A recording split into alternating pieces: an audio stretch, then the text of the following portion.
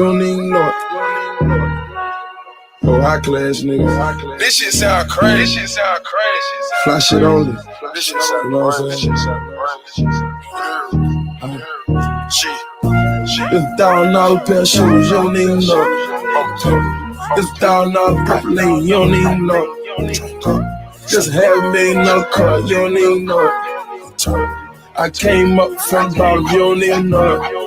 My niggas all ride with me, you don't even know it. Got killers with me right now, you don't even know it.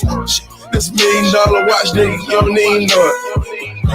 Got $1 million crib, nigga, you don't even know it. Hey, that monster truck sit tall as fuck, so big, can't even tow it. Don't like snakes, keep my grad cut so low, can't even mow it. Tip done, period, look high, glow. No, we don't do more it. It ain't PJ, no rose for me, host don't even pour it. Spent some time for it. Run down Michael Kors. Always on like the refrigerator unplugged, then oh you know it. AP and that P gate with a bright lean when on board. Got a masterpiece and a 41mm, you ain't even know it.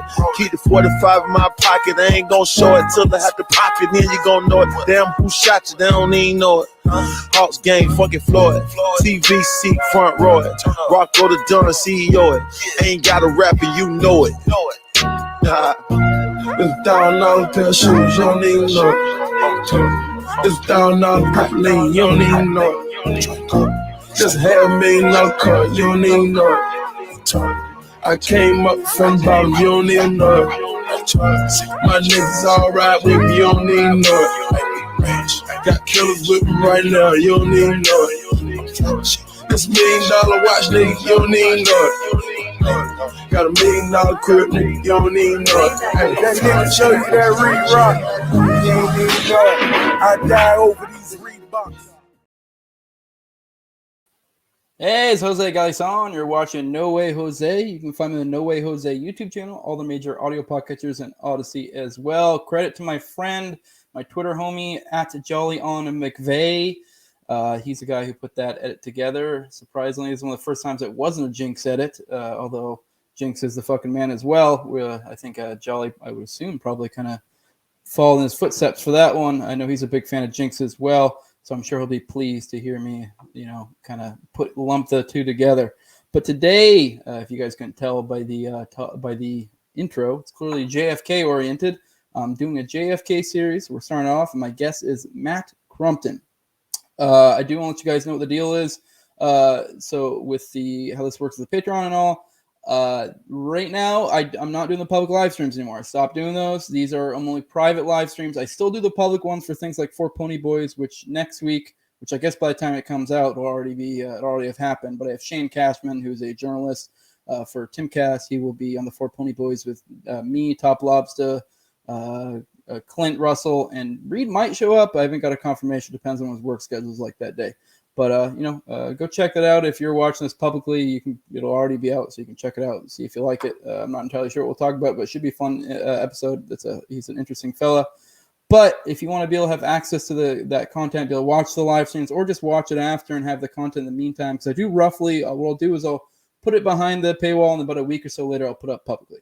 If you want to have access to it, it's patreon.com/NoWayJose2020. The lowest level is $2. The highest level is $20. The 20 is my sponsors.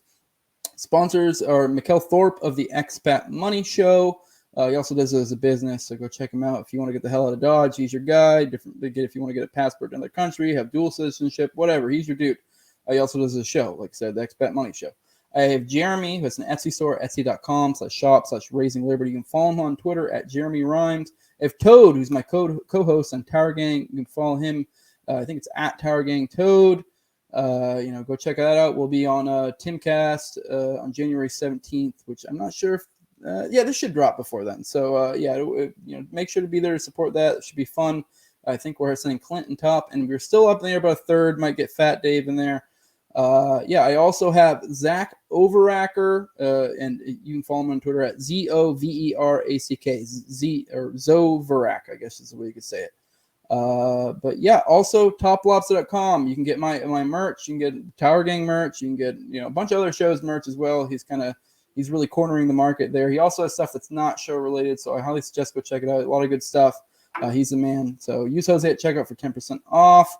But yeah, let's go ahead and get into it and get Matt in here. Hey, what's up, man? Hey, what's going on? Hey, pleasure to have you. We'll start off. Can you go ahead and introduce yourself? Let them know about yourself. Maybe give them your pedigree if you have one, or just what kind of drew you into JFK, et cetera, and then we'll go from there. Yeah, thanks, Jose. My name is Matt Crumpton. I am an attorney by trade. I worked at a big law firm for about 3 years out of law school, got laid off, started my own firm representing musicians and small business owners. And then after that, my parents and I bought a calzone franchise called DP Dough. There's one in Tampa right now, actually.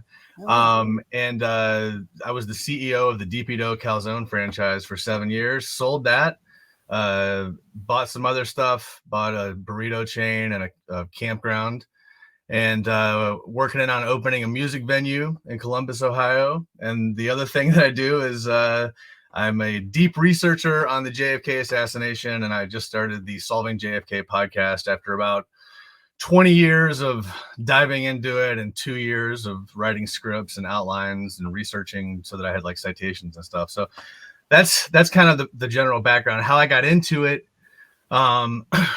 I was a student teacher at like everybody in the world, you hear about it as a kid, unsolved mysteries or whatever it is. And then you go, wait a minute, they killed the president. They have a video and his body's going back into the left, but they say shot from the back. That's weird. And then wait a minute, the guy that they say killed him, somebody killed that guy the next day. And then that guy like got sudden cancer or whatever in prison and died. Like, it didn't add up. Immediately I was like, I don't know about that. And then then the way I got into it more, it was when I was a senior in college. I was an education major, so I got to student teach, and I was my last semester in college. I was student teaching 1960 to present American history, sophomore. So it was like so easy. The same class 4 times in a row. And so I was told I could do a week, like deep dive on a subject for a week, and I did the JFK assassination because I had the most videos. So I just did videos. I just like got hammered like every night before. I was 21 years old. What are you gonna do? But then in my hungover stupor, I'm like, this is actually pretty interesting because people say such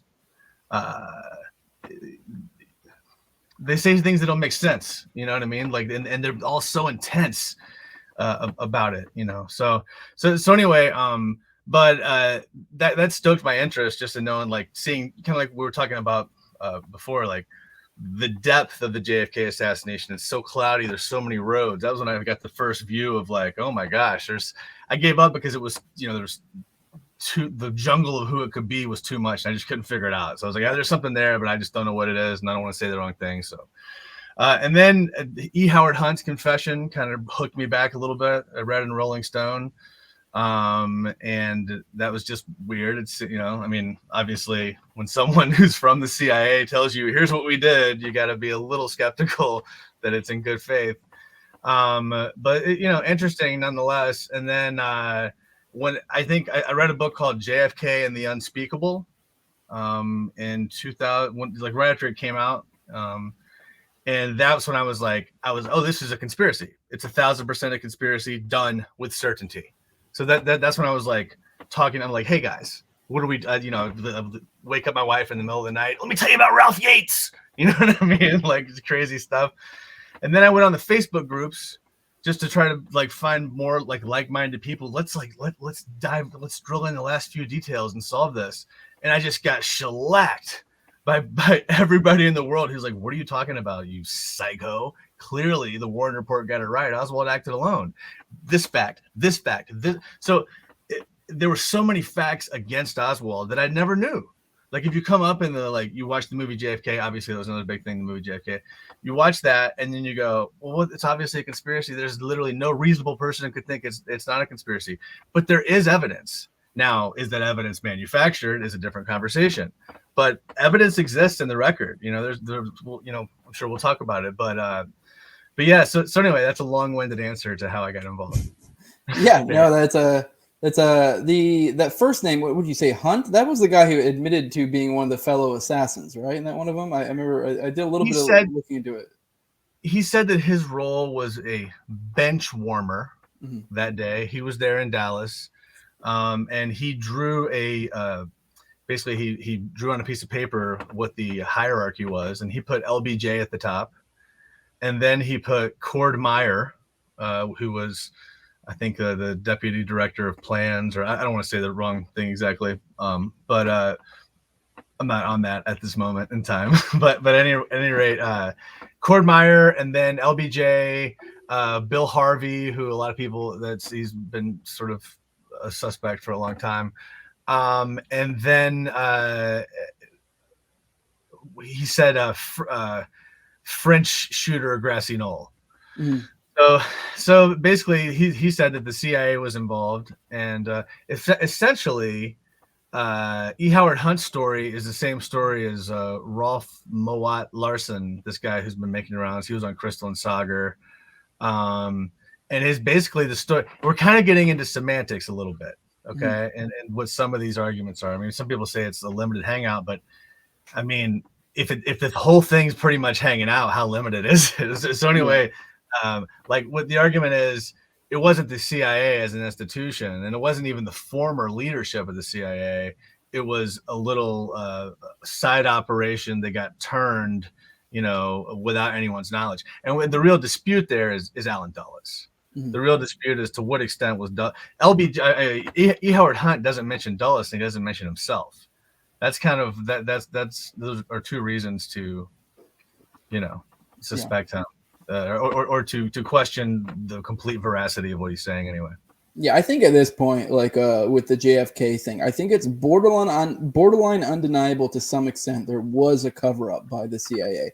Now, does that mean they actually perpetrated it, or did they do it themselves? Were they in cahoots with other people to do it? Who knows? Because like one example I frequently bring up when we talk about, because people will see a cover-up and they'll jump to, well, obviously these people did it. Now, one example is like 9/11.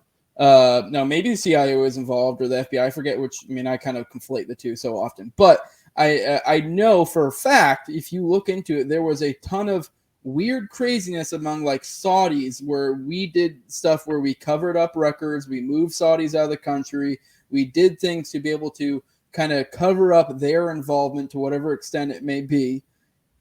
But that doesn't necessarily mean they did it. It was obviously a geopolitical thing. There was, at the very least, it was a geopolitical thing. There was like, hey, these are our close allies that we don't want to, do it. Like I know me and Clint, we talked the other day, and we were just kind of, shoot the shit, talk about it. And like, say for example, the Russians killed JFK for whatever reason. Let's say that's the case.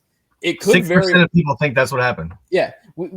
It could be very well that, like, say the Russians did it all by themselves. I could 100% see a scenario where the CIA covered that up because they, for whatever reason, did not want to accelerate whatever, was going on, geopolitically with Russia to that extent. It's a possibility. I'm not saying that's what happened at all, but I'm just saying a cover up necessarily means that person did it doesn't logically follow, but it does make you look bad for sure. There's a conversation between Lyndon Johnson and I believe it's Richard Russell.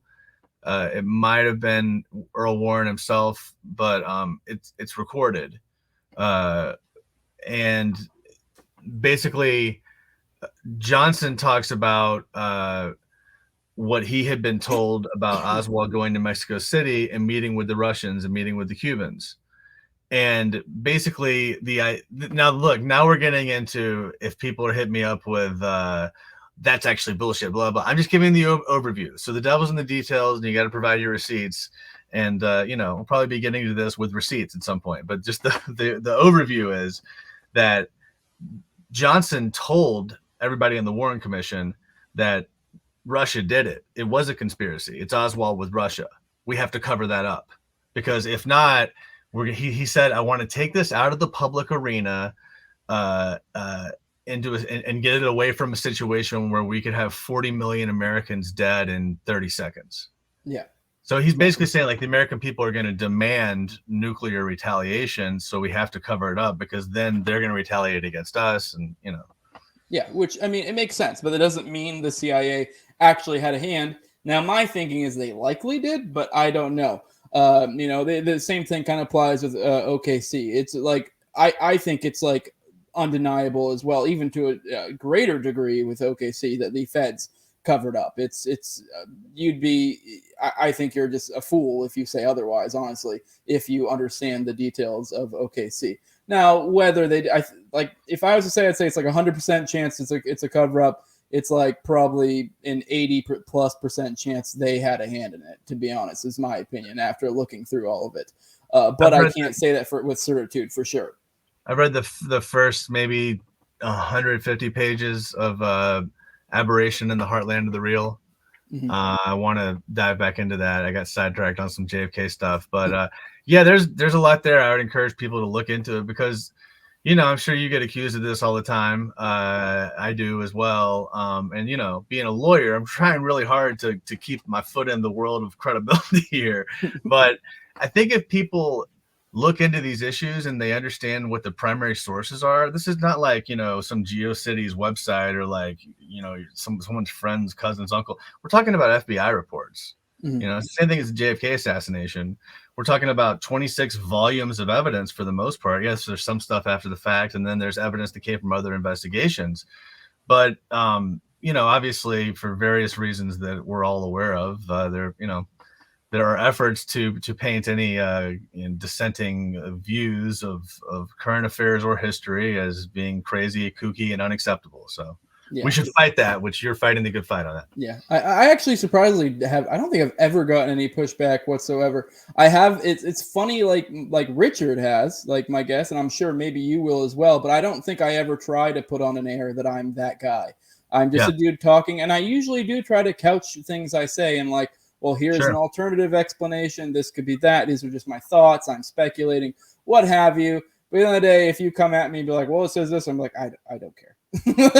I'm not the guy that's gonna be like, well, here's this source. I'm just going to go, okay. That's me.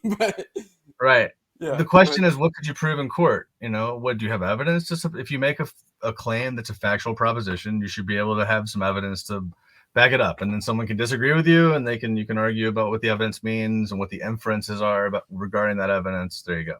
Yeah, I guess I see myself as like a go-between between like guys like you and Richard who do really take painstaking effort to make sure you have sources and back it up, because, you know, if someone wants to get upset about it, they can go to you. But I mean, I think it's pretty clear I'm the guy that's just kind of, you know, I'm like the go-between is the way I see it. So, I mean, if you want to get upset with me, I just don't care.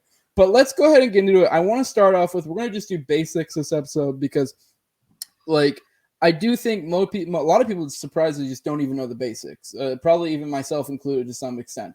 So I want to start off with, I think the best place to start off with is just what is the official narrative, generally speaking, of what happened. And you can take that as far as you want, but generally speaking, I just want to give people an idea of what event we're talking about, what happened, kind of the course of events. Right. Okay, so this is the official story. Lee Harvey Oswald got a job at the Texas School Book. Okay, let me start a little bit earlier. Lee Harvey Oswald was in the Marines. He then defected. He left the Marines and defected to Russia. He was there for, a little over a year or so. He came back to the United States. He lived in Dallas, where he had, he lived in New Orleans and Dallas, where he had just some different day labor jobs. Basically, he worked at a map making company that required a security clearance, incidentally. But then about a month before the assassination, 5 weeks, I think, before the assassination, he got a job at the Texas School Book Depository building. And he had a wife that he brought back from Russia, Marina, and he had a 2-year-old daughter at the time, and he had a 2-week-old on the day of the assassination, 2 or 3 weeks old. She was an infant. So he had 2 girls. And anyway, the story is that he's working at the School Book Depository, and Kennedy's coming in town, and his motorcade's going to go straight through the middle of Dallas, and that's where Dealey Plaza is. The School Book Depository is basically on the corner of Dealey Plaza. If Dealey Plaza is like an upside down triangle with the tip at the bottom and, the the flat part at the top. Dealey Plaza will be on the left side. And anyway, so Oswald, the story is that he shot from the 6th floor, 3 shots, and with a Mannlicher Carcano bolt action rifle. And the first shot struck the first shot missed this and hit the curb, hit bystander James Tague. The curb kicked up and nicked him. And he was standing under the overpass, one street over. And then the second shot is the so-called magic bullet that the story is it came through Kennedy's, hit the top of his back, the bottom of his head, basically top of his neck, middle of his neck. Actually, it's more at the bottom of his neck. And then the story is that he's leaning forward, is what they say. It hit his neck, and then it comes out his throat where the throat wound was, and then goes into Connolly's back, shatters one of Connolly's ribs, then goes into Connolly's right wrist, and then ends up being embedded in his left thigh. So it's, anyway, sorry, there's so many rows to go. I'm like, let me talk about that. Anyway, so just continue on the basic story. Okay, so that's the second shot. Third shot is the headshot. Okay, so then Kennedy goes to Parkland Hospital, and he's pronounced dead at 1:00. Oswald subsequently gets on a bus. Then he gets off the bus because it's in traffic, and then he gets on a taxi, takes that taxi to his rooming house, which is a whole different story. Why did he have a rooming house? I know it's weird. And then he's there for just a few minutes, 5 minutes or so, give or take. And he leaves. The lady that runs his rooming house saw him. She gives great testimony in the Warren report, in the Warren Commission volumes.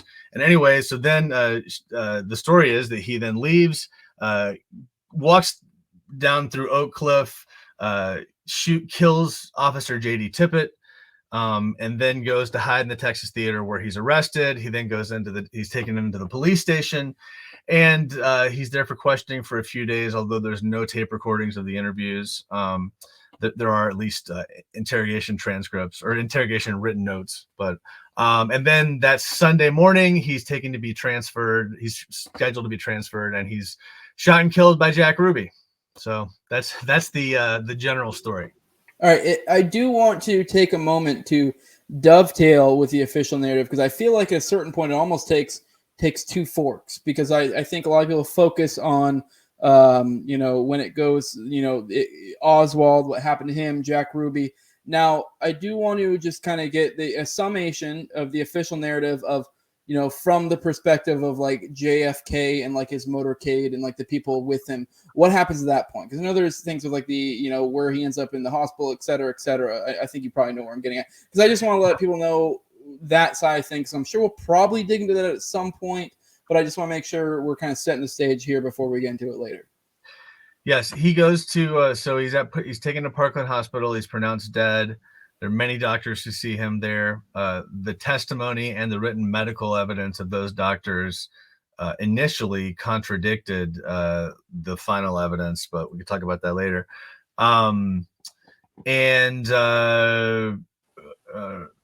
So then his body. So then LBJ is sworn in on the plane. This is where you have the famous picture of Jackie standing next to him in the blood-soaked, suit, and the guy, I forget his name, but the guy smiling and winking at him on the plane. I don't know if you've ever seen that picture. It's pretty creepy.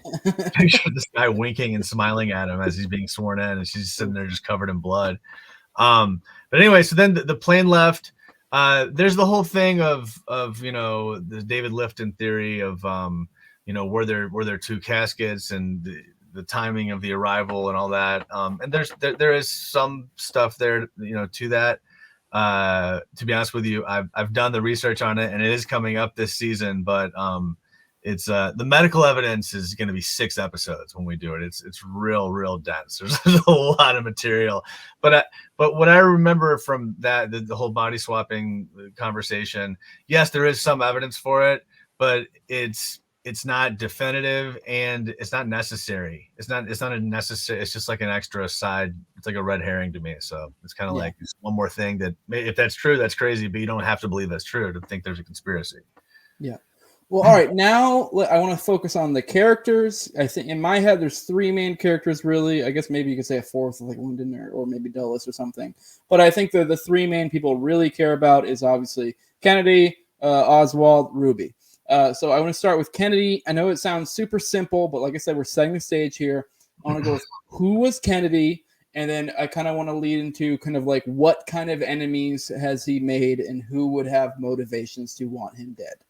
And obviously, I'm assuming in the who is Kennedy, we'll probably get an idea of maybe the kind of feathers he's ruffled, Sure, yeah.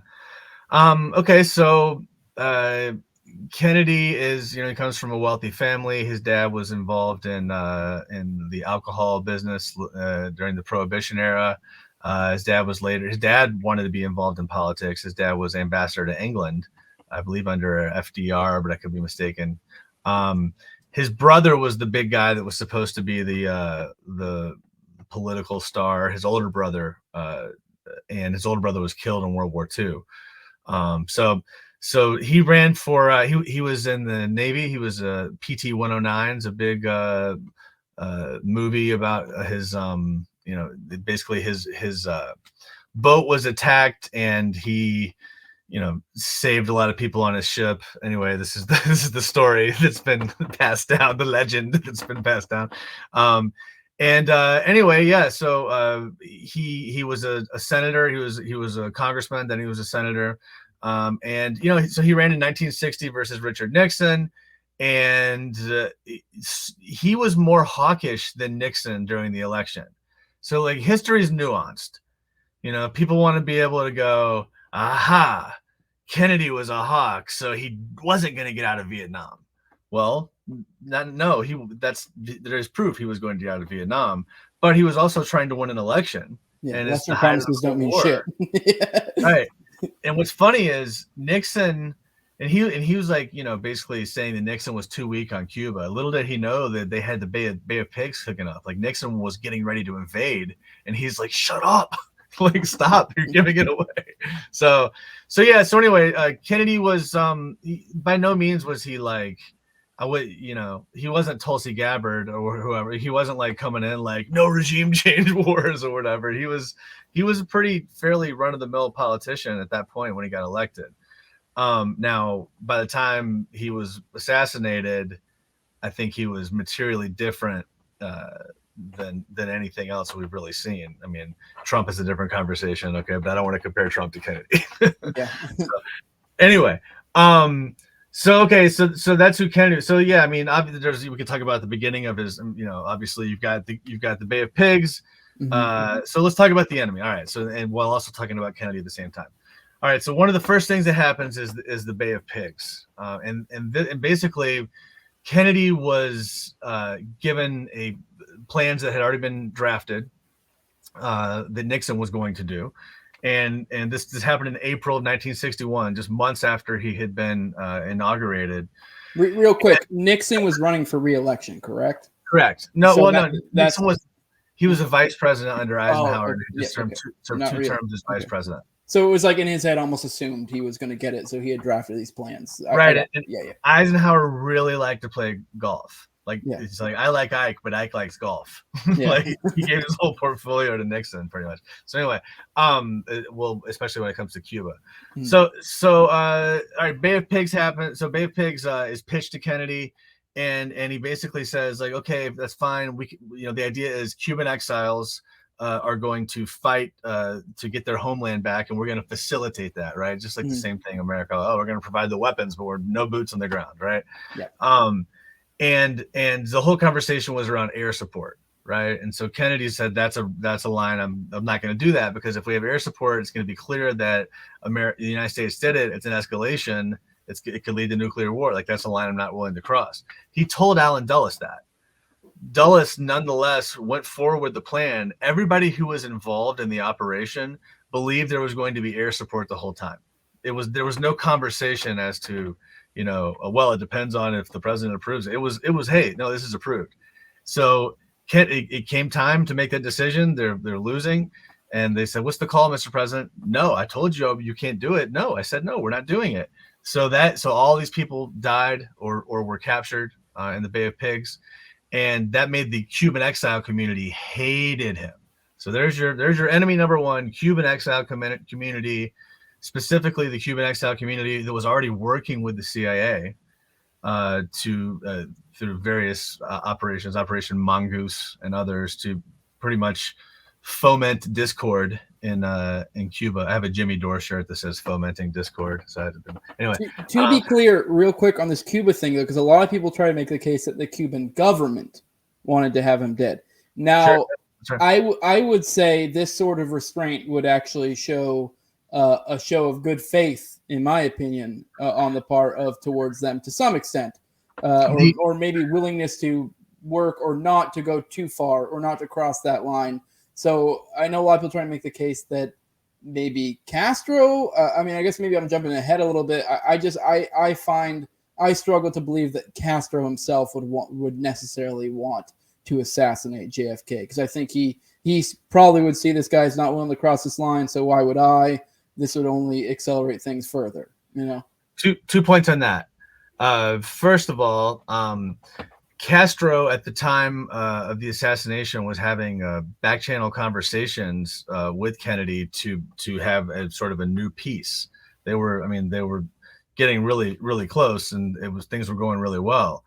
And the second point is any conversation about Cuba, the government of Cuba being involved in the assassination, just like the Russian government being involved, is linked to information that's generated by the Central Intelligence Agency. So that's the official story. So it's an onion peel. Okay, I think this is Mark Lane's thing. So and again, if you listen to the podcast, I'm transparent that I lean towards there being a conspiracy, but I think I got to show receipts. So if I'm still open to changing my mind as I go along. If someone can give me a receipt that changes my mind, that's cool. I'm down, but we go issue by issue. Anyway, so what was that? What was the topic I was just about? Oh, sorry. We were just talking about Cuba just now, but I mean, if you want to go back to enemies in general, people who would want JFK to be dead, we can keep moving that way. That's if you want. Yeah, onion peel. I was talking onion peel. Yeah, onion peel. Okay. So here's what it is. There's the outside layer of the onion, okay, and that's this. This is from Mark Lane. There's the outside layer, and that's for the general public. The low information people that believe the news. They don't need any more information. The history books, right? And that story is Lee Harvey Oswald acted alone. Okay. Then there's the next layer of the onion, which is that's for insiders who know that's like, they think that's a ridiculous story, but they want to know what actually happened, right? And that is that it was Oswald. No, it was a conspiracy, but the conspiracy is that it was Oswald with the Russians and the Cubans, and that's the whole point of Mexico City. The whole point of Mexico City is, look, if it was a conspiracy, then a lot of evidence had to be fabricated. That's one of the hardest that, like, people who think that there's no conspiracy, one of the main things is they're like, look, the government would never fabricate evidence like that. Like, there's just not that many psychos in the government, like maybe a few, but that's a compelling point. But if people believe what they're doing is genuinely the right thing, and they're saving millions of lives by doing it, and they better keep their mouths shut, that presents a different picture a little bit. So that's the second layer of the onion. The third layer is, what actually happened. And we can talk about that as we get to it. But yeah. Well, I guess we'll keep moving on like kind of the tie-in of who is Kennedy / what enemies has he made kind of along the way. Right. Okay. So let's just hit with the enemies. This is probably the easiest. So we talked about Cuban exiles. We talked about anti-Castro Cubans. Cuban exiles, which is our anti-Castro. We talked about the Cuban government and the Russian government. Both of those are based on the official story, Mexico City. And then the fourth would be the CIA. That's a big one. And so what people say specifically is the CIA was already working with, number 5, the mafia, okay, and Cuban exiles. So there's this project called ZR Rifle to assassinate Fidel Castro, and it was led by Bill Harvey. And the idea people who subscribe to this theory say, and I think it's a credible theory worth looking into, is that they took ZR Rifle, which is the CIA working with the mafia and Cuban exiles, and turned it from Castro inward against Kennedy. So that's basically the CIA plot idea. I mean, there's a lot of different ones. People believe crazy things. So anyway, but that's 5. So 5 would be the mafia, and the mafia. Real quick on the CIA, I want to back up. I do believe, correct me if I'm wrong, Kennedy broke up Operation Northwoods, correct? Which was a CIA projected plan, right? He didn't approve it. I don't know if it was the CIA or if it was the Joint Chiefs of Staff. Okay, well, I'm not sure. Feds. The powers that be, he declined that plan. So yeah, and if I remember correctly, it was a little bit more than decline. Like he was like offended it was even being proposed. Yeah, so let's get to that. So okay, we talked about mafia as 5. So 6 would be the Joint Chiefs, the military itself, right? They just wouldn't listen to him. You know what I mean? He didn't really have control of the CIA, but he also had a hell of a time getting the military to listen to him. So specifically, National Security Action Memorandum 263 to withdraw from Vietnam, he had been requesting that months and months and months in advance, and they just didn't get it done. So I mean, they just were just defying him from withdrawing, which really echoes Trump too. Not to compare the two, but Trump. For sure. I don't remember which specific engagement. There was some engagement. Maybe it was serious. I don't remember. One of the ones. There was one that he was very clear, like, we're getting the fuck out. And they're like, okay. And then they just kind of didn't and played numbers games with them. So, yeah. And then they bragged about it later to the press. Like, I recall that. You're right. Yeah. That's I can't remember which is wild. That, because that is technically supposed to be within the purview of the president to be able to, determine, those type of engagements. So the idea, people have this idea of what the government is, but then there's this real what the government is, because I don't know, for example, I think I was even talking to Clint the other day about something. I think we were talking about sovereign citizens, that people are like, well, theoretically in the Constitution, blah, blah, blah, I don't have to do this. It's like, okay, well, yeah, maybe constitutionally this is right. But at the end of the day, what the law is what they enforce. It's not what you what you in your head think appeal it later. Yeah. And I'm sure you as a lawyer understand this. It's like, okay, yeah, maybe I agree with you, but let's be real. This is not going to fly in court. Yeah. So they're not going to enforce this. So we got 6 so far. So we got Cuban exiles, Cuba, Russia, CIA, Mafia, Joint Chiefs. That's 6. All right, 7. Can we back up Mafia, because we just mentioned Mafia and we didn't really say why. I want to say why. I think I know a little bit why, because I believe I remember correctly, his family, like you mentioned, Prohibition, et cetera, et cetera. He kind of has roots in there, so I think they felt a little bit betrayed that he wasn't really completely on Team Mafia. But I'll let you present it. So specifically, he was beloved by the mafia in Chicago in particular, Sam Giancana. I mean, Nixon was a mafia guy. Okay, Nixon was the mafia's main guy, because Nixon had reached out through this guy named Mayhew, Howard Hughes, Howard Hughes' right-hand man, to the mafia, basically, to work with the CIA on these operations, because the mafia had been, when the revolution happened in Cuba and Castro took over and kicked out Batista, the mafia lost their casinos in Cuba. So that's why they cared about Cuba. So anyway, so he had reached out. So Nixon was really pro mafia more than Kennedy was. But anyway, the specific issues was what his brother Bobby was doing. I mean, he was coming for the mafia leaders, in particular Carlos Marcello and Marcello. There's a restaurant in Columbus, Ohio called Marcello's, and that was Carlos Marcello. And he actually deported him to Guatemala. I don't think he's from Guatemala, and dropped him out of a helicopter. Like Pinochet style or like survive style? Like survival style. Okay. He got injured, and then he had to basically like get back to civilization. and he came back in the country, and he's basically just like, no, he's gone. So you know, and he later confessed to killing JFK on tape in prison. So he's you know, so those tapes from the National Archives, they haven't been released. The audio tapes haven't been released, but the transcripts have been released. So, but then it comes down to like, there's a question of like, what started the thing. So let's say there was a conspiracy. What started it rolling? And I mean, Marcello says that, you know, he did it. And I think it's true he wanted him dead, but there's no way you could have covered all these things up without the involvement of the government, some government at a high level. So yeah, the mafia is definitely worth looking at, but they wanted to take out Bobby, but they realized they needed to take out John and then maybe Bobby if they had to. Yeah. You know, is the argument for the mafia. And so mafia, on the Bobby thing, I do want to provide an emphasis, and correct me if I'm wrong. I believe John, and I think this is actually a smart move, and I know a lot of people, and I'm not a big Trump fan, but a lot of people, you know, a lot of people criticize Trump for it, but he brought his family a lot into the mix, and I know JFK kind of did the same thing, where the idea is because like these are people you can trust. It's almost like maybe John F. Kennedy kind of had this idea of like, hey, I'm in this place and I'm kind of in foreign territory, and these people aren't really doing what I'm wanting to, so I want to surround myself with trusted people, like family.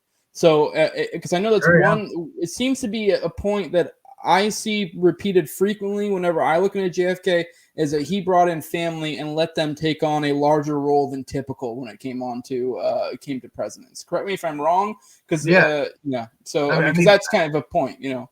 I know with Bobby, you know, Robert Kennedy in particular, he was relied on him intensely. I mean, they you know, the Cuban Missile Crisis were the two of them together. I mean, he was obviously his brother, and he's there in the White House with him, his top advisor, really.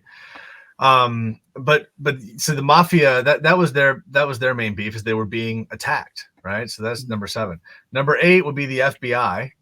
The FBI is, I mean, so the argument, I mean, I've heard a lot of different arguments, but you know, J. Edgar Hoover was gay, and they had, you know, pictures that made that clear, and at that time that would have been, you know, a career ender for him.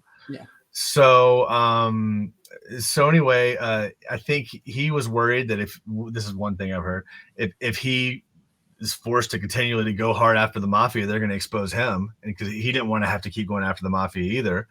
But then there's also just even if that's not true, J. Edgar Hoover just wanted to be at the center of power, and he had a sort of an ongoing rivalry with the CIA, for sure. And that is best illustrated by James Seibert and I forgot O'Neill's first name, but Seibert and O'Neill. He sent 2 FBI agents to the autopsy to take notes for Hoover that were just like his 2 personal guys. And so that's really revealing, because everything that they write is like consistent with what the Dallas doctor says and not consistent with the autopsy. On the Hoover gay thing, from the little bits of like, especially like, to be fair, like I've looked at this a lot through like conspiracy world, so maybe I'm wrong. It's my impression that Hoover was like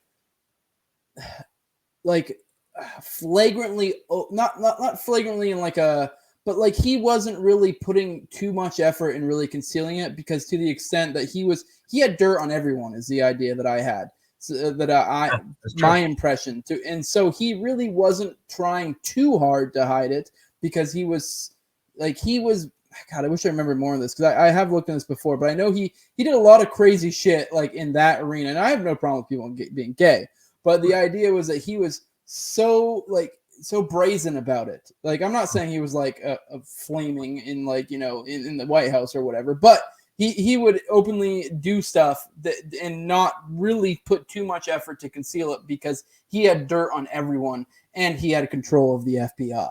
Like, this is the kind of person we're talking about. And Hoover is an interesting case. I know that for sure. But yeah, I don't know if you have any thoughts on that. I just wanted to mention that for people out there, because I think that says something to the psyche of the individual we're talking about.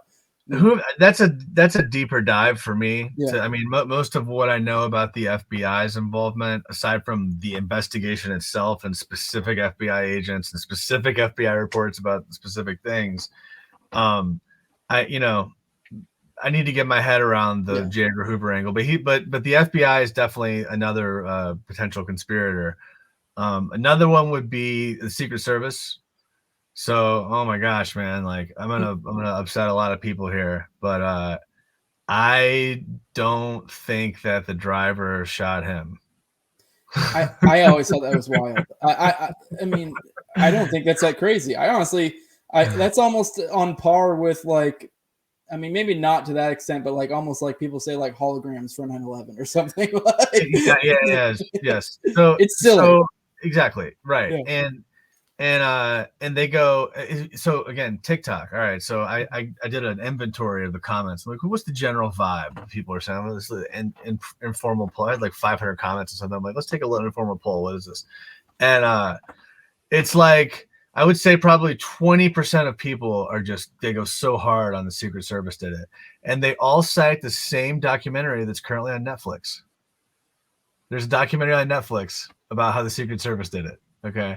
And they go, look, if you look at this Zapruder film, look, this driver, he turns around and JFK hit her, and the whole Warren Report is true. Every part of the Warren Report is true. Okay. But incidentally, the Secret Service driver turned around and accidentally blew his head off. Okay. But the problem is none of the ballistics match that. And the bigger issue is the federal government's not going to cover, like, you can't cover it up if it was an accident. They would just be like, oh, what a tragedy. Maybe he wouldn't have to serve time somehow, but like they would throw that guy under the bus in a split second. Yeah. So, it's just anyway. Also that would be way too flagrant. Like it's because like, I mean, not that I guess, I mean, maybe they wouldn't know they're being videotaped, but the idea that you could, inconspicuously just shoot him from that angle, like it's just like, I don't know, it's silly. Like, and I've people say it's an accident.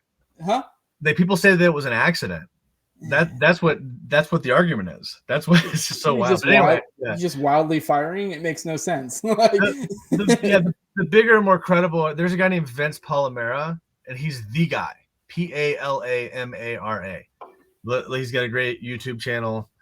He's got a lot of awesome like original content on there and some research content. He's the guy on the Secret Service. Everything it has to do with the Secret Service and the Kennedy assassination. He's interviewed all of the living Secret Service agents going back to like the 90s. So basically he kind of lays out a lot of his views on things. And this is something that I haven't looked at the primary evidence. I'm kind of just relying a lot on what Vince says, but he's definitely a credible guy.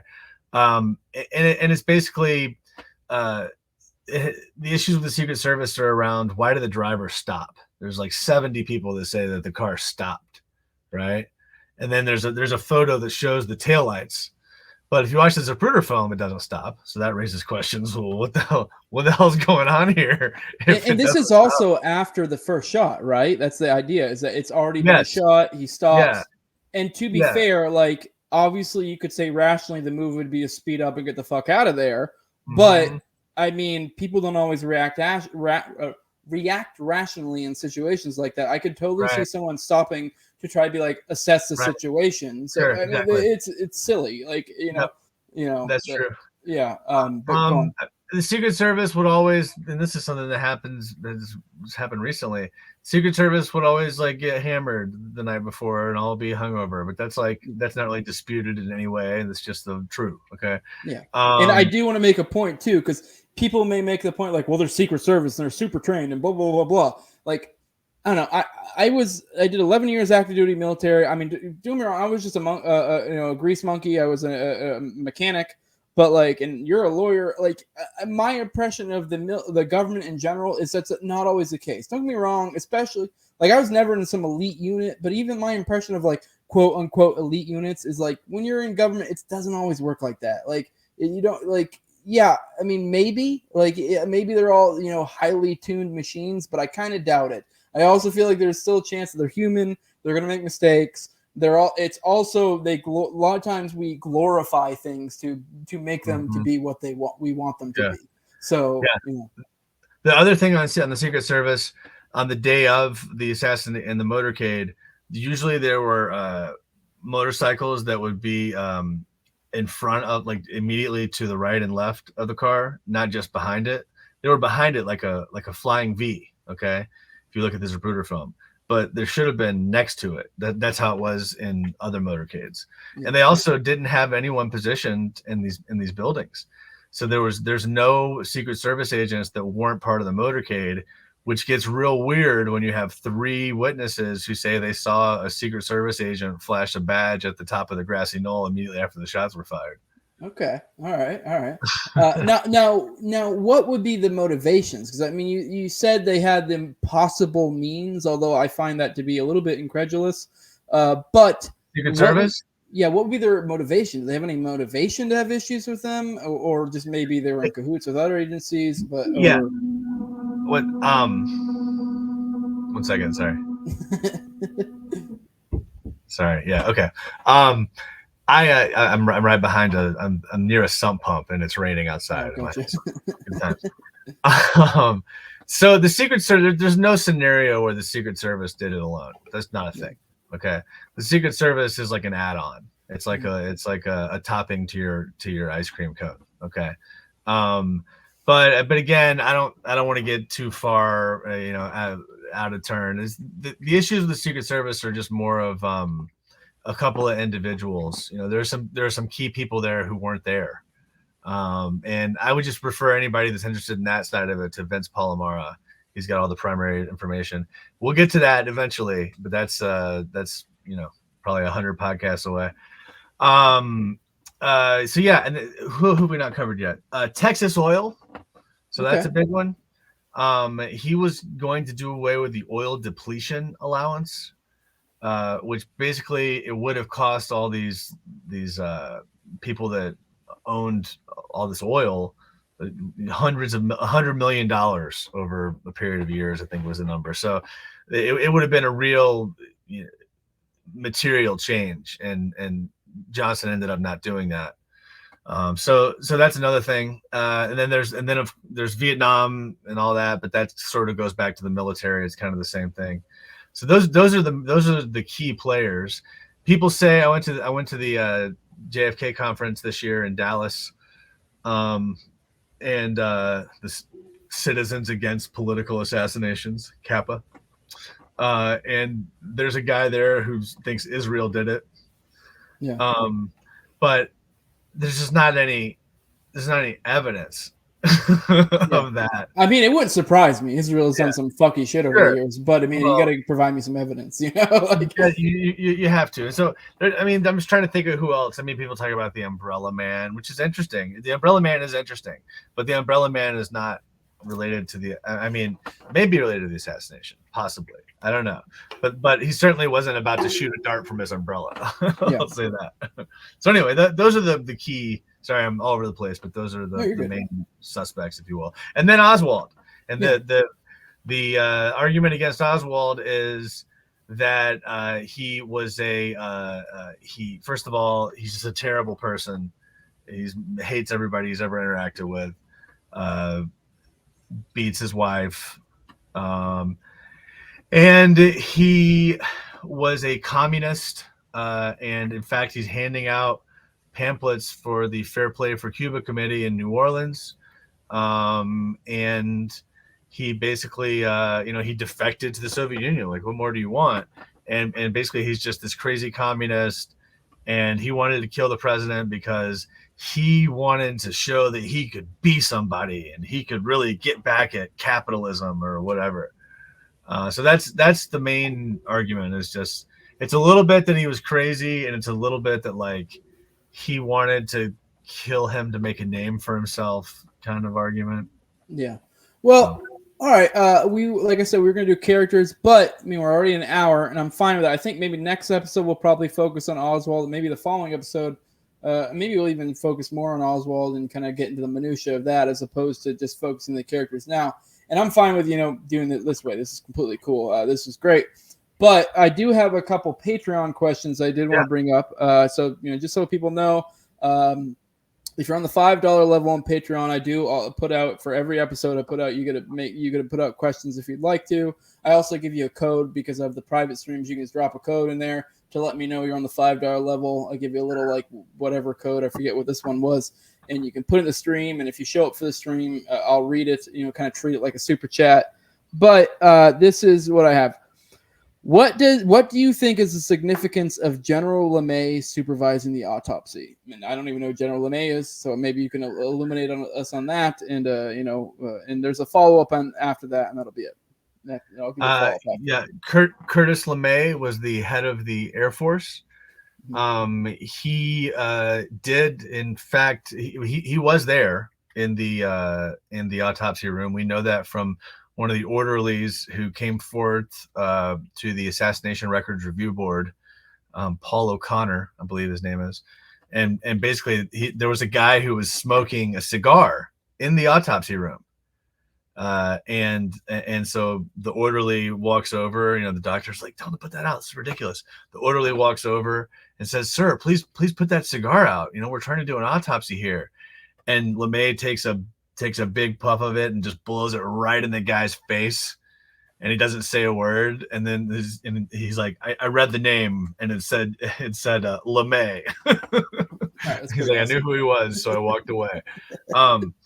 And we know that, so to answer the question, what's the significance? I mean, the significance is that doesn't look good if you want to say that all the evidence is pure and in good faith. I think I think it doesn't prove, it's not a smoking gun. It doesn't, there must be a conspiracy because LeMay was there. But first of all, what would have been better would be if they had someone who had ever done an autopsy of a gunshot wound do the autopsy. The two doctors that they got were two of the youngest doctors, Humes and Boswell. And then they brought in a forensic pathologist, Pierre Fink, who actually had some experience with gunshot wounds the next day. But they, and even Warren Report defenders will say, the autopsy was completely botched.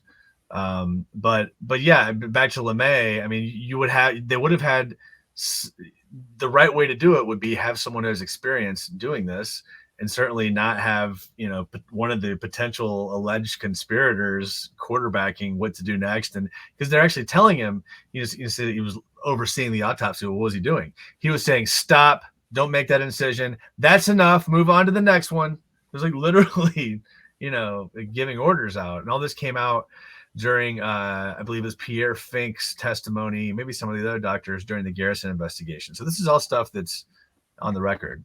So we had the head of the Air Force and two young, impressionable, probably easily to manipulate, like young doctors that were doing the autopsy. And there was like 25 people total in there. It was real crowded. Yeah, so that does paint a picture for sure. Now, the follow-up question they said, which who made the call that the military would be controlling the autopsy? Do you know that? That's a good question. I don't. Okay. I don't know. You would be speculating. I mean, the best research on this that I've seen is a guy named Doug Horne, Horne. He was the head researcher for the Assassination Records Review Board of all military records. So his job for between 1994 and 1998, and he had subpoena power, was to basically go around to the military and get all the JFK documents and then depose people that, so he found out all kinds of crazy stuff. When it comes to LeMay, one of the things he found out is that LeMay had told everyone that he was in Michigan that day. He told his family he was hunting in Michigan that day. And he actually was visiting some top secret Canadian Air Force base. And we know because Doug Horne actually got the flight logs during the ARRB. So, and there was his assistant was in Dallas with the president and was trying urgently to reach LeMay, but he couldn't reach LeMay. And LeMay landed an hour and a half before Kennedy's body arrived. So he was definitely there and overseeing it. Who told him to do that? I would be speculating. I don't know. Okay. Well, all right. I would go further, but I think if we dug in any more, we'd be biting off a whole lot more that we can chew in this episode. I think probably the next episode we'll probably start going to Oswald. Can you go ahead and drop your plugs, let people know where to find you, et cetera, and we'll get out of here. Yeah, thanks, Jose. Solving JFK podcast is what it's called, and we're available anywhere you can listen to podcasts. We are on YouTube, but it's mostly an audio thing. If you go to Instagram or TikTok, I have a lot of video content. I try to put out a 2 to 3 minute video once a week that deals with whatever the week's episode is.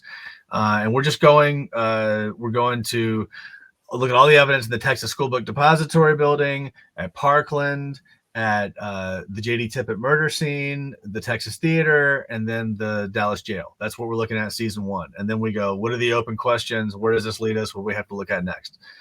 So that's it, man. I appreciate the opportunity to come on and talk about it. Oh, I appreciate you coming on. I would highly suggest that. I've checked out all your content. You hit me up and you're like, hey, JFK is hot. Let's talk about this. And I checked out all your content. I can verify it's fairly covered. Definitely you do it like, you provide all the sources, et cetera, et cetera. I would definitely highly suggest it to anyone. But for those who want to check out more of my stuff, if it's like say your first time going on, I'm on YouTube, on the major auto podcasts obviously as well. If you want to follow me, you can go to @TowerGangJose. I just changed it, instead of that stupid Senor Jose thing, because I've been this is like my 3rd account on Twitter. You can follow me on Facebook if you want to back up. I know if you really want to follow me and you want to just make sure in case I got nuked off Twitter again, you have a backup. I'm Jose Galison on there. If you want to support me, patreon.com/NoWayJose2020. Make sure to hit that like button, share, subscribe, comment, all that good stuff. I appreciate you coming on, Matt. I will definitely follow up and do more episodes. We'll go as deep as feels we need to. Sounds good. 20 of these. We'll see. I appreciate your time. We'll definitely be talking about Oswald more probably next episode, and I'm looking forward to that. Oswald's a curious case for sure. And with that, we are out. All right. Cool.